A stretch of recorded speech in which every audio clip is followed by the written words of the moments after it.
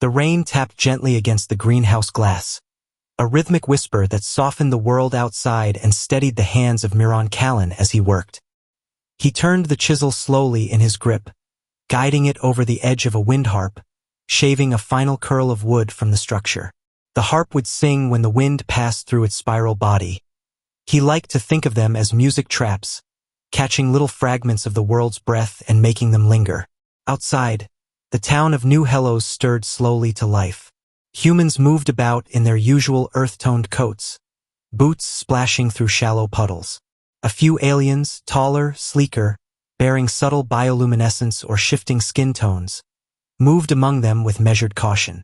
Coexistence had been the great experiment since the Exodus fleets landed 4 years ago, bringing with them the fractured remnants of the Ilari Concord and the Rulon Drift.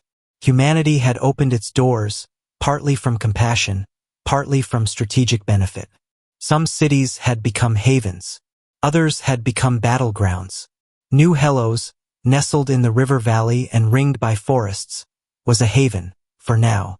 Miran didn't mind the change. He wasn't much for suspicion or politics. He worked with his hands, lived in the hills just above the town, and only spoke when he had something worth saying. That made him something of a curiosity among the newcomers, and something of a mystery to his fellow townsfolk. It was a particular figure that first broke his routine. She began appearing 3 weeks ago, always during the second chime of the morning bell. Cloaked in deep blue, with a hood drawn over her head and a scarf wrapped tight beneath her jaw, she passed the greenhouse each day at the same pace, never stopping, never slowing. Her walk was soundless, deliberate. Her hands were always gloved, posture poised. She said nothing. Her presence left the air behind her subtly colder, but it wasn't unpleasant. Miran had learned long ago not to gawk. Curiosity was best served with patience. So, at first, he simply watched her from the corner of his eye as he worked, noting the peculiar way light reflected off her cloak, the slight shimmer to her footsteps. She was not fully human. Ilari, perhaps, or a half-form from one of the fringe systems. There were many kinds now, and not all gave names easily. On the 4th day, she dropped something. It was a small vial, no bigger than a finger, glass the color of a stormy sky. It rolled from beneath her cloak as she turned the corner, bumping to a stop near Miran's boot. He leaned down and picked it up carefully, cradling it like something that might shatter if breathed on wrong. "Miss," he called softly. "You dropped this." She stopped mid-stride. The movement was so sudden, so sharp, it startled even the birds in the nearby tree. Then she turned, slowly, and faced him. For the first time, Miran saw her face, or rather, part of it.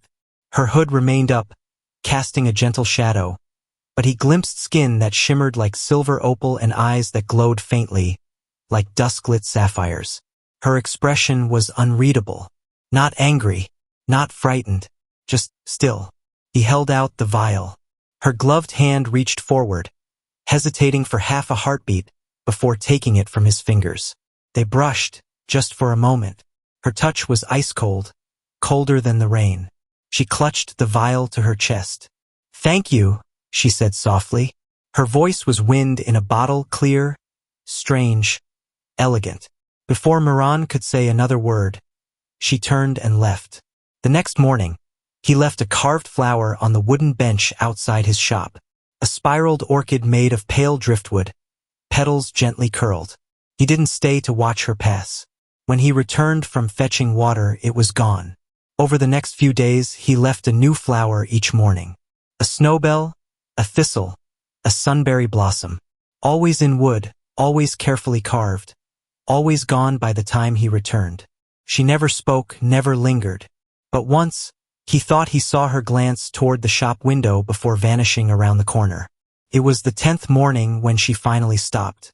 She stood at the edge of his workbench, gloved hands at her sides, cloak still dripping slightly from the persistent mist. The hood remained up. "I don't need gifts," she said without preamble. Miran didn't look up right away. He was polishing a sculpture, something abstract, resembling the spiral of a nebula. When he set down the cloth, he met her eyes. "They're not gifts," he said. "They're offerings. like a wave across a field. No expectations. She tilted her head, just slightly. He could see more of her face now. Delicate features, symmetrical lines, faint markings near her temple that pulsed with faint silver light. You have strange customs, human. Only when it suits me. A pause. Then, to his surprise, her lips curved ever so slightly. Not a full smile. More like the idea of one. I'm called Miran, he said. She hesitated. For a moment, he thought she might walk away again. Then she said, Virel. The name was like a falling note in a forgotten song. Stuck in his mind. After that, her visits changed. She came not just at the second chime, but sometimes at dusk. Once, she brought him a piece of sea glass shaped like a star, silent and vivid. Another time, she watched as he carved without saying a word. Occasionally, she asked questions, strange ones. Why do your people bury the dead? What does joy feel like in your lungs? Do your scars fade? That last question lingered long after she'd gone. Miran never asked about her homeworld. She never mentioned it. He suspected she would have lied, or worse, told the truth. Still, pieces surfaced. It no longer exists, she said once when he mentioned the Alari Concord. I saw it die. He didn't press. Instead, he handed her a stone chisel and asked if she wanted to learn how to carve. She did. Her hands were graceful but stiff at first, like a dancer returned to the stage after years away. In time, she shaped elegant spirals and strange sigils he'd never seen before. She never used her bare hands. It was a storm that changed everything. The clouds rolled in fast, too fast. Wind slammed the valley before the third bell, tearing through vendor stalls and toppling lanterns. Miran scrambled to secure his greenhouse panels, pulling down cloths and stacking his delicate sculptures in wooden crates. Then he saw her, Virel on the road, clutching her cloak against the storm, visibly struggling to stay upright. Her hood blew back for the first time, revealing a cascade of silver-white hair bound in tight braids.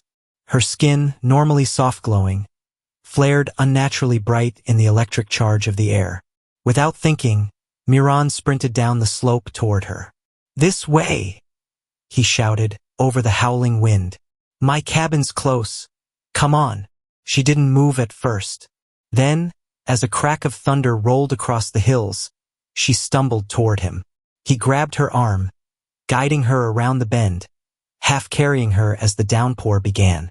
The cabin was a squat wooden structure tucked under a canopy of trees, reinforced with thick stone and warming runes he'd bought from a visiting merchant.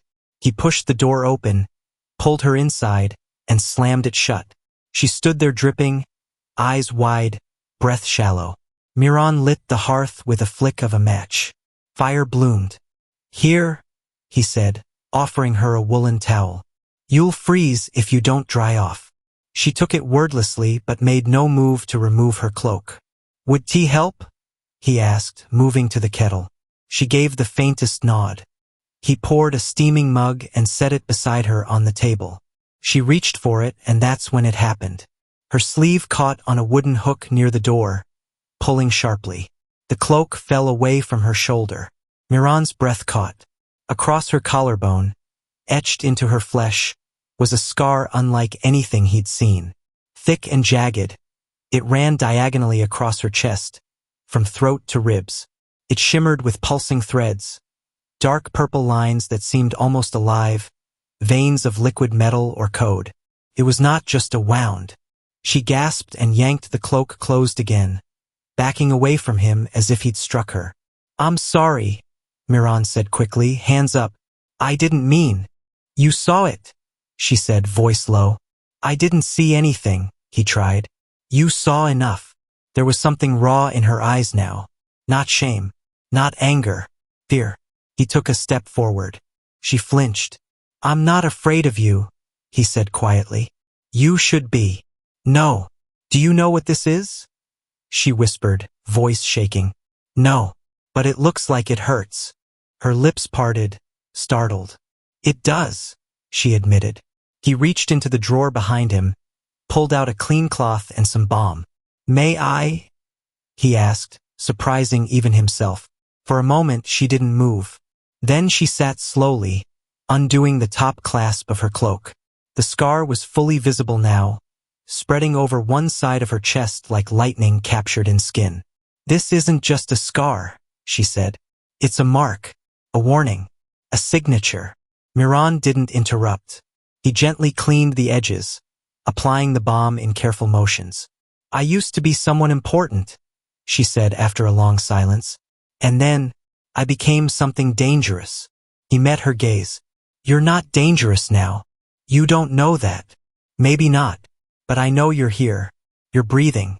And you're not alone anymore." Her lips trembled. "Why are you being kind?" "Because I saw you, Varel. Not just the mark." For a long time she said nothing. Then she whispered, "No one's ever said that before." Outside, the storm began to die. Inside, something else had just begun. The rain lingered well into the next morning, but the storm's fury had passed, leaving the forest soaked and the earth quietly steaming under the rising sun. Birds returned hesitantly to their perches, chirping like nothing had happened, and the scent of damp cedar filled the air. In the small cabin nestled at the hill's bend, the silence was different, full of tension, yes, but also of something new, something tentative and fragile, like breath fogging on glass. Varel stood at the hearth, cloaked again, but the firelight played against her bare neck and collarbone where the edge of her scar had once been visible. She hadn't fastened the last clasp of her cloak, and Miran took that as a quiet kind of trust. He moved gently through the space, setting tea on the table again, this time sweetened with pine honey. He hadn't slept much. He wasn't sure she had either. After tending to her wound, he'd offered her the cot and taken the floor, but he doubted either of them had found more than an hour of rest. Not because of discomfort, but because of the weight that had been laid between them. Her secret. "I'm leaving," she said, breaking the silence as she turned from the fire. Her voice wasn't angry, it was tired. "I shouldn't have stayed this long. I've been reckless." Miran set the tea down without looking at her. "You didn't do anything wrong. I exposed myself. You were caught in a storm. I should have never passed near your shop. I should have kept to the southern routes like the others." He looked at her then, really looked. Her glow was fainter this morning, her posture stiffer, but her eyes, those haunting eyes, watched him with a strange mixture of defiance and sorrow. "You don't have to disappear," he said. "I do." "Because of a scar?" Her jaw tightened. "Because of what it means." He took a step closer, slow and deliberate. "Then help me understand. Let me see you. Not just your wound. You." She closed her eyes and breathed out shakily. "You don't know what you're asking." "Then tell me." "I can't. You already have a little. And I'm still here." That seemed to strike her just a bit. Her gaze fell, hands folding in front of her. "I used to be called Oravine Varel," she said softly. "That name once held power in the drift. I was one of the emissary daughters of the Eclipsed Council." Miran raised his eyebrows but said nothing. "You don't know what that means, do you?" "No." A humorless smile flickered at her lips. "Good. I'll keep it simple. I was born to negotiate, to charm, to manipulate. We weren't soldiers, not exactly, but we wielded influence. Whole systems could shift under our words. And the scar." She turned from him, staring out the small window. "The Concord fell. Our homeworlds turned to ash. Some of us tried to rebuild. Others turned to vengeance. I chose poorly." There was a pause, heavy and quiet. "I aligned with someone who offered us hope, a leader of the Riven fracture. He promised safety for the Alari diaspora. I believed him. I became his voice on Earth's frontier. I carried his message to humans like you." Miran's fingers curled at his sides. He could feel the shadow of her guilt long before she said the next words. "I learned too late that he'd made a deal with something older, something not meant to be unearthed." Her hand rose to her chest, fingertips grazing the edge of the mark beneath the cloak. "This was my punishment. He didn't kill me, he branded me, marked me as cursed, poisoned, and cast me out." Miran stepped forward. "But you didn't die." "No," her voice broke slightly. "Worse, I lived." The room was silent again, save for the pop and hiss of the fire. "I have to go," she repeated, barely above a whisper. "He'll find me, or his kind will. And if they learn you helped me, then they'll know I helped someone worth saving." She looked at him with a strange intensity. "You don't get to decide that." "No, but I can choose who I stand with." His voice was firm now. "And I'm choosing you." She stared at him for a long time, unmoving. Then something cracked, small but deep. Her shoulders dropped. Her breath hitched. "I don't know how to be normal," she whispered. "I don't know how to live quietly. I don't know how to be loved." "I don't need you to be anything but honest," he replied. "And you're already that." Silence again. But this time it was different. Not strained. Simply full. They spent the rest of the morning in quiet companionship. Varel peeled off her gloves at last and joined him in shaping a piece of softwood. Her fingers were long, jointed slightly differently than human hands, and faintly luminous at the tips. She wasn't very good with the tools, but she was precise. She watched how Miran moved, mirrored his touch, and eventually created a simple pendant in the shape of a crescent feather. "It's for you," she said softly, pressing it into his hand. He blinked. "Why a feather?" "Because birds fall from the sky, but not all of them stay broken." That night she stayed again, willingly this time. They talked for hours beneath the candlelight. He told her about his brother, who died in the first months of the alien contact conflicts. About the carving shop he built as therapy. About the long, quiet grief that no one else seemed to understand. She told him how silence in her world used to mean safety, how speech was often weaponized, and secrets were currency. How, despite all her training, she still craved the simplicity of someone who didn't flinch when she spoke her truth. The fire dimmed. Their conversation slowed. But they did not move apart. When she placed her head against his shoulder, it was not dramatic, not urgent, just natural. His hand came to rest gently over hers, their fingers fitting with unexpected ease. Sleep came soon after, and for the first time in years they both slept deeply. Morning arrived golden and crisp. They walked together to the greenhouse as the fog lifted from the hills. Townsfolk glanced at them curiously, some with suspicion, some with surprise. Varel kept her hood up, but didn't hide her face. She stayed close to Miran, hands visible, expression guarded but calm. No one stopped them. Inside the shop, she studied a piece he'd been working on, a sculpture of two figures reaching across a starry divide. It was unfinished, but she ran her fingers over the surface with reverence. "It's beautiful," she said. "It's yours," he replied without hesitation. She glanced at him, startled. "But it's not finished." "Neither are we." That made her go very still. For a moment he thought he'd gone too far. Then she smiled. A true one this time, soft and radiant. And he realized something then. She hadn't stopped running because she was caught. She had stopped because she wanted to. But fate is never content to let peace linger for long. That evening, as the last light faded behind the hills, Miran spotted movement near the edge of the woods behind his cabin. Figures, 3 of them. Tall, fluid, draped in cloaks that shimmered like oil in sunlight. They did not speak, but they watched. Varel saw them too. Her face paled. Her fingers dug into the wood of the doorway. "They've found me," she said. Not a question. Miran stood beside her. "Then we deal with them together. You can't fight them. I'm not afraid. You should be." He turned toward her, voice quiet but resolute. "I chose you, remember?" She looked at him with wide, desperate eyes. "And I'm choosing you now," she whispered, "even if it means the end." Outside, the watchers did not move. But inside the cabin, something stronger than fear was building. Promise. A bond. And neither scar nor shadow could undo it. The wind picked up just after dusk, stirring the trees like restless spirits.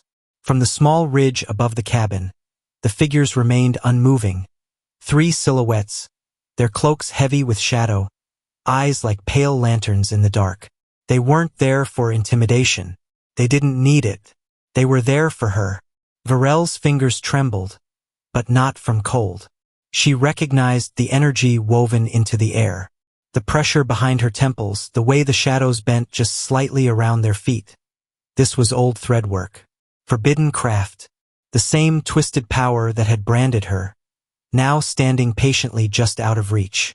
Miran saw the color drain from her face and stepped between her and the door. "Tell me what they are." "They are called the Kabith," she said. "Silent claimants. They hunt what their masters deem broken or stolen."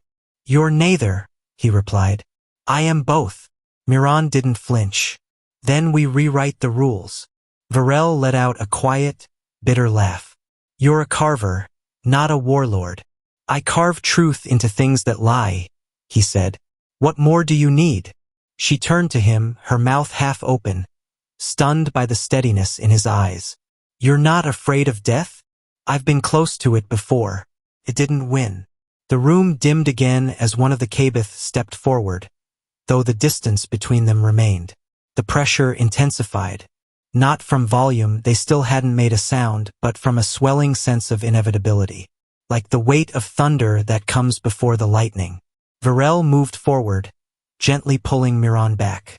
"I need to go to them." "You don't. They won't stop. Not unless I submit or die. And I won't let you be taken with me. You're not protecting me by walking into that." Her voice trembled. "Then what do you call it?" "Sacrifice. And I don't want that from you. I want a life." A beat of silence. She turned to the fire, to the faint scent of cedar in the air. The pendant still hung beside the hearth. She'd crafted it for him, simple, imperfect, hers. And it had been the first thing she'd made not out of duty or survival, but desire. Desire to give something, to belong somewhere. Her eyes closed. Her body rose slightly off the ground. Not flying, just lifted, barely. And when she opened her eyes, they shone like opal under moonlight. She stepped past Miran, her feet light, her cloak falling from her shoulders. The scar on her chest was fully visible now, etched like a constellation, burning faint blue under the night air. She walked out the cabin door. Miran's heart pounded as he watched her descend toward the waiting Kabith. The rain had stopped, but the ground still glistened. His fists clenched uselessly. She didn't look back. The tallest Kabith moved first, extending a thin, elongated hand tipped with blade-like digits, pointed to her scar. "Oravine Varel," a voice echoed, not from the creature's mouth, but from the very air. "Your exile is not complete. The brand is unsealed. Your presence violates the concord of wounds." She straightened. "There is no concord. The drift is ashes. The fracture lives. You were claimed. You defied. You were not erased. The balance is broken." Miran began walking down the slope. Varel raised a hand without looking. "Stay." "No." The Kabith's heads tilted as one, slow and bird-like. "Human." The voice rasped through the wind. "You are not bound by the threads. Leave, and you will not be destroyed." "I don't accept that. You do not matter. That's where you're wrong." He reached Varel's side. Her body was rigid, glowing more now, like light straining to escape skin. "You can't stop them," she whispered. "I can hold your hand while you do." She looked at him, her eyes glossy with emotion. Fear, wonder, something like awe. The Kabith advanced as one. Their movement was too smooth, like fabric being pulled across the air. The pressure thickened. The grass beneath them wilted. Then, Miran stepped forward. "I don't know your rules," he said, voice loud now, voice steady. "But I know what it means when someone marks another as less. I know what shame looks like. I know what it does to a person." The Kabith halted. "And I know that you don't get to decide what someone is worth. Not anymore." The wind screamed, though no trees moved. Varel's hair whipped around her, her glow now bleeding into the ground. The mark on her chest pulsed like a beacon. "You would claim her?" the air asked. "You, a human of no order, no title, no bloodline?" "I don't need a title to love her." That stopped everything. Silence cracked through the storm's remains like lightning. Even the Kabith hesitated. "Love," It was not a word they recognized. It was not a thread they pulled. It was not a term their creators wove into exile or punishment. It was alien. It was human. Varel took a shaky step toward Miran, and her light bled into him, gold into earth, warmth into flesh. The Kabith reacted violently. One lunged, blade arms slicing forward. Miran didn't flinch. Varel raised her hand. There was no scream, no flash of violence, just unmaking. The Kabith disintegrated mid-motion. Its body unraveled into blue mist, scattered on the wind like dust shaken from an old blanket. The other two recoiled. Varel stood taller now, her back straight, light brighter than the moon. "The exile is broken," she said. "No," came the reply. "It is corrupted. Then rebuild it. But not on my back. I am no longer yours. You are incomplete. I am enough." The remaining two Kabith paused, then turned. Like shadows folding into themselves, they vanished between breaths, leaving the night still and empty. Varel exhaled and collapsed to her knees. Miran caught her before she hit the ground. Her glow was fading rapidly, skin returning to its warm lavender shade, but her breath came in steady bursts. She clung to him like gravity itself had changed. "You could have died," she whispered. "So could you. Why did you say it?" "Because it was true." She looked up, eyes wide, full of tears and fire and disbelief. "You love me?" He nodded once. "I do." Her lips trembled. "I don't know what to do with that." "Then just be here." He held her, kneeling in the dirt. She pressed her face into his shoulder, and for the first time since she fell from the stars, she wept. Not from fear, not from pain, but because someone had stayed. They sat like that for a long time until the stars came out, clear and whole above the mountain ridge. Her scar still glowed faintly against her skin, but something was different. It no longer burned. It shimmered. In the following days, the forest grew brighter. Locals spoke of seeing strange lights in the trees but dismissed them as swamp gas or tricks of weather. Miran resumed work in his shop, but now there were 2 mugs on the morning table. 2 plates. 2 voices humming under their breath. Varel never wore her cloak again. She didn't need it. She walked through town with her hair loose, the scar exposed, unhidden. People stared. Some asked. Most didn't. She taught Miran her language. Bits of it. He taught her the names of Earth's trees and the weight of silence that meant safety, not fear. At night, she rested her head on his chest, listening to his heartbeat like it was the first sound she'd ever trusted. And when she finally whispered the words back, "I love you," she didn't just say them with breath. She carved them into him with touch, with gaze, with the way she stayed. She stayed. The weeks that followed felt like a quiet storm settling over their lives. Subtle shifts that no one outside their little circle could fully grasp, but that changed everything inside. Varel and Miran moved through the rhythms of the forest and town like 2 halves of a whole that had finally found each other. Their connection was no longer just fragile threads of hope. It was a weaving of souls that pulsed beneath the surface of every glance, every word, every shared silence. Yet, beneath the warmth of their newfound bond, the world outside stirred. The Kabith were not finished. Their retreat had been tactical, not defeat. They lurked beyond the edges of light, their watchful eyes waiting for a fracture. Any sign of weakness they could exploit. One night, as the moon hung low and silver in the sky, the air grew thick with an uneasy tension. Varel sat near the hearth, her fingers tracing the intricate patterns of her scar that still shimmered faintly beneath her skin. She was calm, but her mind raced. The past was a shadow that refused to fade, and even the presence of Miran's steady heartbeat could not fully dispel its chill. "I feel them," she murmured, voice barely above a whisper. Miran looked up from where he was sharpening his tools, the soft scrape of metal against stone the only sound between them. "The Kabith," she nodded. "They have grown impatient." He stood, crossing the room to kneel beside her. "Then we prepare." Their preparation was unlike any battle the townsfolk had ever known. No swords were drawn, no armies rallied. Only the quiet strengthening of what had always been their greatest power, trust. Miran learned to channel the subtle energies Varel manipulated with ease. He was human, limited in his abilities, but his heart was fierce. Together, they forged an unspoken armor woven from determination and love. Days later, under the cloak of a heavy fog, the Kabith returned. They moved like whispers across the trees, their forms barely discernible, yet their presence was unmistakable. This time, they did not come with the cold judgment of exile but with the hunger of possession. Varel stepped forward, her body glowing softly with the light that defied their dark nature. Miran took her hand, grounding her, drawing strength from their bond.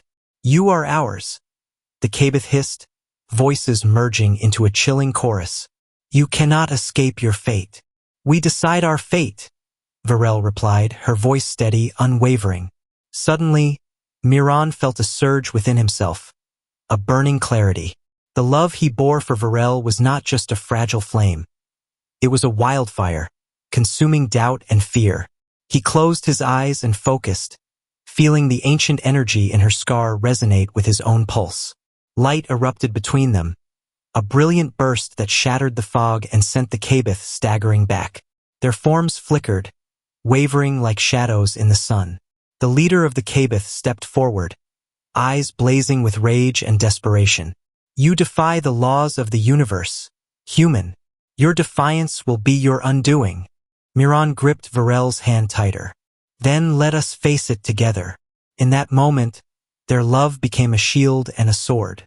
It was not just an emotion but a force that bent reality, rewriting the threads that had once bound Varel to exile and pain. The Kabith's power, formidable as it was, could not withstand the purity of their unity. As the first rays of dawn pierced the horizon, the Kabith dissolved into the morning mist, their threat vanquished, not by violence, but by the undeniable strength of two souls intertwined. Exhausted but triumphant, Varel and Miran returned to their cabin, the weight of the past lifting from their shoulders. The scar on Varel's chest pulsed once more, but now it was a gentle glow, a reminder not of bondage, but of liberation. Miran brushed a strand of hair from her face, his eyes reflecting a future unburdened by fear. "We've changed everything," she smiled, a soft, radiant curve that spoke of hope and endless possibilities. "Because we chose to face it, not alone, but together." Their love had become a revolution, a testament that even the darkest scars could be transformed into marks of strength and beauty. In the quiet sanctuary of their world, they carved a new legend, one where humanity and the alien could not only coexist but thrive, bound by a love that defied every expectation and fear. And so, beneath the vast expanse of stars, their story continued, an unbroken thread woven into the fabric of the universe, forever shining, forever alive.